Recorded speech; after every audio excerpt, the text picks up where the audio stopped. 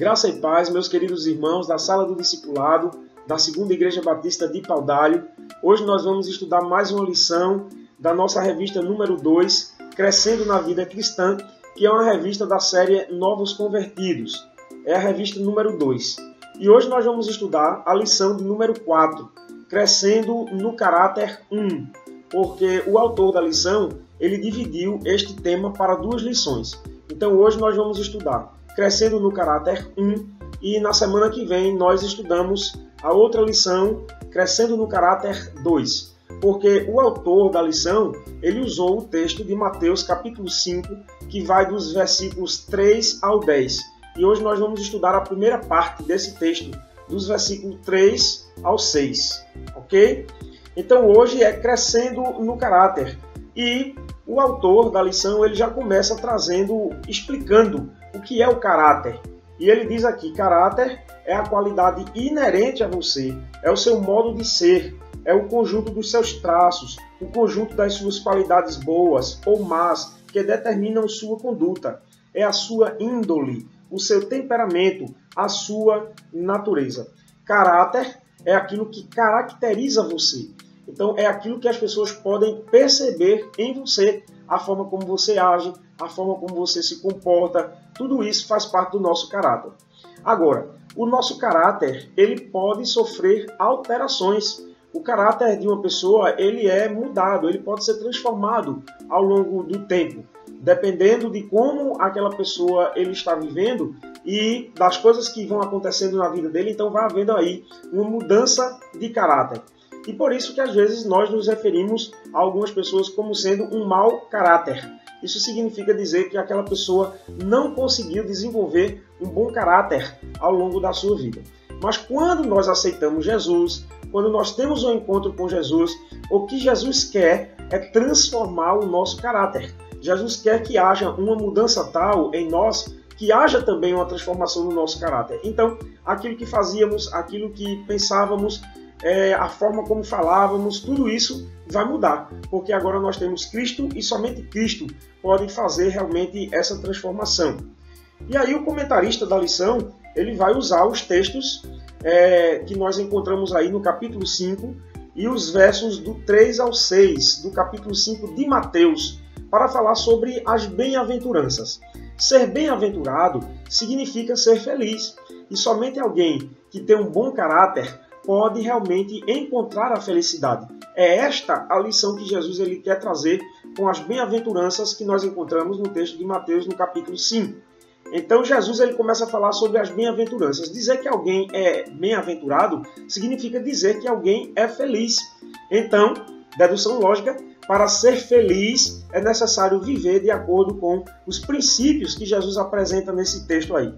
Então, a primeira bem-aventurança que Jesus apresenta é quando Jesus ele diz assim no versículo 3: Bem-aventurados os humildes de espírito, porque deles é o reino dos céus.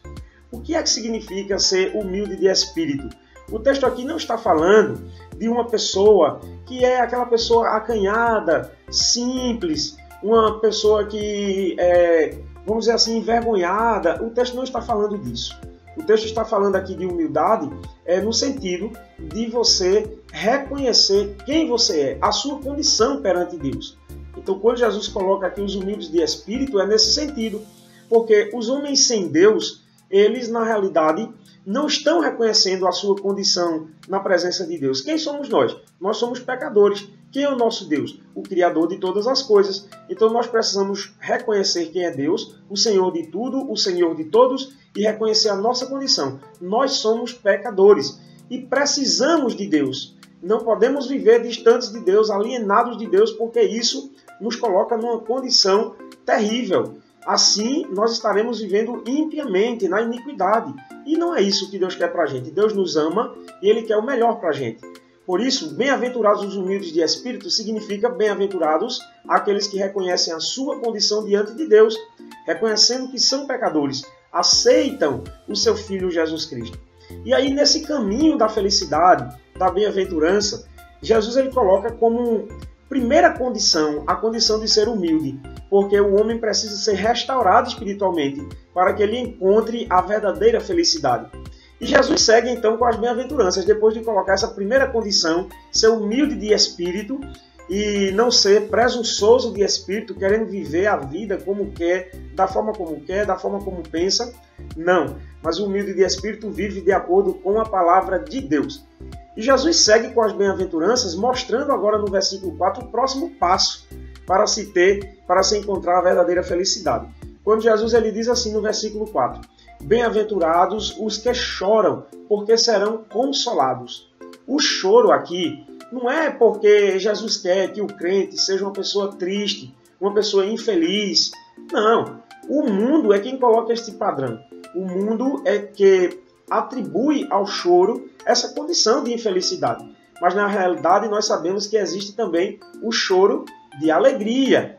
Mas quando Jesus coloca isso aqui, na realidade, Jesus não está falando de um choro nesse sentido, por conta de uma condição, mas é um choro por conta de uma situação.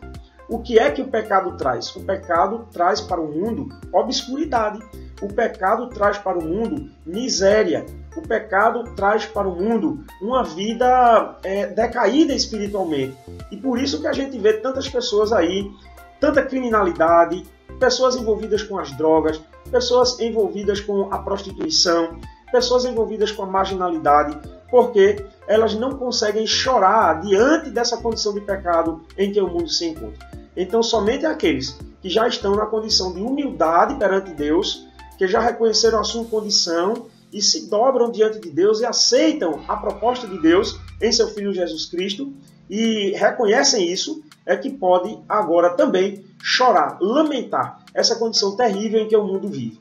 Fazendo isso, chorando, né? E aí serão consolados, porque sim, nós haveremos de entrar um dia num mundo que é um lugar que Deus preparou para a gente muito especial e estaremos para sempre com Ele, como salvos, onde nós não vamos mais chorar. A Bíblia nos diz que o Senhor mesmo enxugará dos nossos olhos todas as lágrimas. Não haverá mais choro, diz o texto de Apocalipse. Então, aqueles que choram hoje poderão sim, um dia serão consolados. Serão consolados. E o choro aqui trata disso, é o choro diante do pecado em que vive o mundo. Mas não somente do pecado que a gente já observa no mundo, até mesmo na vida de outras pessoas. Mas é um choro diante da nossa própria condição. Nós choramos, lamentamos a condição que estamos, porque não há ninguém que não tenha pecado. Todos pecam, todos pecaram e destituídos estão da glória de Deus, diz a Bíblia. E nós sabemos que hoje, mesmo como crentes, em algum momento nós também falhamos, nós também pecamos. Mas a Bíblia diz que nós temos um advogado junto ao Pai, que é Jesus Cristo, intercedendo por nós. E Jesus ele vai perdoando os nossos pecados. E de posse desse perdão de Deus, nós seguimos felizes, porque o perdão de Deus nos faz pessoas felizes. Mas o choro aqui representa essa condição de não aceitarmos, né? De não nos darmos por derrotados frente ao pecado. Mas é o choro que nos leva ao arrependimento e arrependidos alcançamos o perdão de Deus. E assim estamos aptos a continuar vivendo debaixo da sua vontade. Aí Jesus segue agora. Somente aqueles que são humildes, somente aqueles que choram diante desta condição de pecado em que nós estamos inseridos, todo mundo está inserido, é que vão avançar agora e vão compreender a vontade de Deus e viver de acordo com a vontade de Deus. O texto diz aqui, bem-aventurados os mansos, porque herdarão a terra. A ideia aqui não é aquela ideia de alguém que, por exemplo, é maltratado aqui, é maltratado ali, é chicoteado, é levado para um canto e para outro e as pessoas fazem dele o que quer. Não.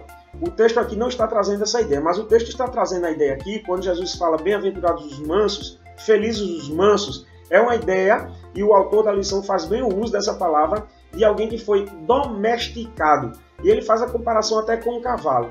Um cavalo, quando ele é arredio, quando ele ainda não foi domesticado, ele dá pulo, dá saltos, ninguém consegue sentar nele, né? Então é um animal completamente arredio. Quando esse animal é domesticado, ele se comporta de forma diferente. Então assim também é um cristão.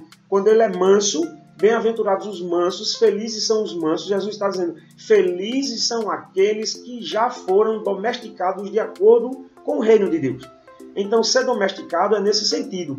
é alguém que vive realmente a plenitude do reino de Deus. Então, no reino de Deus não se age como se age no mundo. Então, quando nós somos ofendidos lá no mundo com o pensamento mundano, o que é que nós fazemos? Nós vamos retrucar, por exemplo, nós vamos pagar o mal com o mal, mas a Bíblia nos diz diferente. A Bíblia nos diz que nós precisamos pagar o mal com o bem. Jesus diz que nós precisamos amar os nossos inimigos. Jesus diz, nesse mesmo texto de Mateus, mais na frente, que nós precisamos orar por aqueles que nos perseguem. Olha que interessante. No reino de Deus tudo é diferente. No reino de Deus nós sempre temos o que compartilhar com alguém. Por menos que a gente tenha, a gente ainda consegue dividir com os outros também. Porque nós somos cheios da graça de Deus, plenos de Deus e do seu Espírito. Então, bem-aventurados os mansos é nesse sentido, de alguém que já foi domesticado no reino de Deus. Ele procede de conformidade com a palavra, de conformidade com o reino de Deus. E o texto diz aqui que a promessa é, porque herdarão a terra. Mas não essa terra corrompida, uma terra que Deus ele vai preparar para a gente, né? Uma terra completamente diferente, plena de Deus, não mais nesse contexto de pecado e corrupção em que vivemos. E o quarto ponto que o comentarista ele vai falar, né, crescendo no caráter, então você precisa ser humilde, nesse sentido, né, de reconhecer a sua condição e reconhecer quem é Deus sobre você. Você precisa ser bem-aventurado porque você chora, você lamenta essa condição de pecado. Somente aqueles que lamentam essa condição de pecado podem se arrepender e receber o perdão de Deus. Você precisa ser manso, ou seja, domesticado, vivendo no padrão de Deus, vivendo no padrão do reino, e você será feliz também, como nos diz o texto aqui no versículo 6, né? Bem-aventurados os que têm fome e sede de justiça, porque serão fartos. Fome e sede de justiça. É aquela ideia de alguém que persiste nisso, né? Persiste em querer que a justiça se estabeleça. E quando Jesus coloca aqui aqueles que têm fome e sede de justiça, porque serão fartos, Jesus ele traz a ideia de um alimento diário. É algo que a pessoa precisa diariamente. Nós nos alimentamos diariamente. Todos os dias nós precisamos nos alimentar. É uma necessidade do nosso corpo. Então Jesus está dizendo que nós também precisamos fazer da justiça uma necessidade e buscá-la diariamente. Somente assim nós seremos verdadeiramente felizes. E o comentarista faz aqui uma distinção sobre os três tipos de justiça que se enquadram aqui nesta palavra de Jesus, né? Bem-aventurados que têm fome e sede de justiça. Então ele destaca aqui que a Bíblia faz três tipos de justiça, né? É a justiça legal, a justiça moral e a justiça social. A Bíblia ela mostra essas três áreas da justiça, da atuação da justiça de Deus. A justiça legal, ela trata da paz com Deus. É quando nós estamos em paz com Deus e fomos justificados dos nossos pecados. Já não mais estamos debaixo desse efeito do pecado. Porque a lei que nos coloca debaixo do pecado e que nos coloca como condenados, todos pecaram e destituídos estão da glória de Deus, porque a lei enquadra todo mundo, nós estamos livres dela porque Deus nos justificou em seu Filho Jesus Cristo. Então, sobre nós já não tem mais o efeito da lei. Então, é a justiça legal. É a justiça que nós alcançamos como justificação dos nossos pecados. Mas a Bíblia apresenta também a justiça moral. A primeira justiça, a justiça legal, tem a ver com o nosso relacionamento para com o nosso Deus. E a justiça moral tem a ver com o nosso relacionamento de uma conduta, né? A justiça moral é uma conduta moral que agrada a Deus. E esta conduta, ela faz com que nós venhamos a agir de forma diferente. Então, agora em paz com Deus, nós vamos viver de forma diferente também. E essa moralidade, ela vai aparecer justamente na transformação do caráter. Quando esse caráter ele começa a se transformar e ele vai se desenvolvendo e vai crescendo, então quanto mais o caráter ele vai crescendo e vai se desenvolvendo, mais essa justiça moral ela vai aparecendo também. E isso realmente torna alguém muito feliz. Alguém que já fez com que essa justiça legal se estabeleça, vivendo em paz com Deus. Alguém que consegue realmente viver no padrão da palavra. Então, está fazendo com que a justiça moral se estabeleça. E também a justiça social, que é aquela que aparece no nosso relacionamento com o nosso próximo. Como nós nos relacionamos com as outras pessoas? De forma justa, de acordo com aquilo que Deus ele realmente quer e propõe para a nossa vida. Então, hoje, esta foi a nossa lição. Estudamos aí os primeiros versículos do capítulo 5 de Mateus, do versículo 3 ao 10. Estudamos do 3 ao 6 hoje. Crescendo no caráter, a parte 1. Ainda tem a parte 2 na semana que vem, com o nosso irmão, o seminarista Marlos. E hoje nós estudamos que felizes serão aqueles que são humildes de espírito.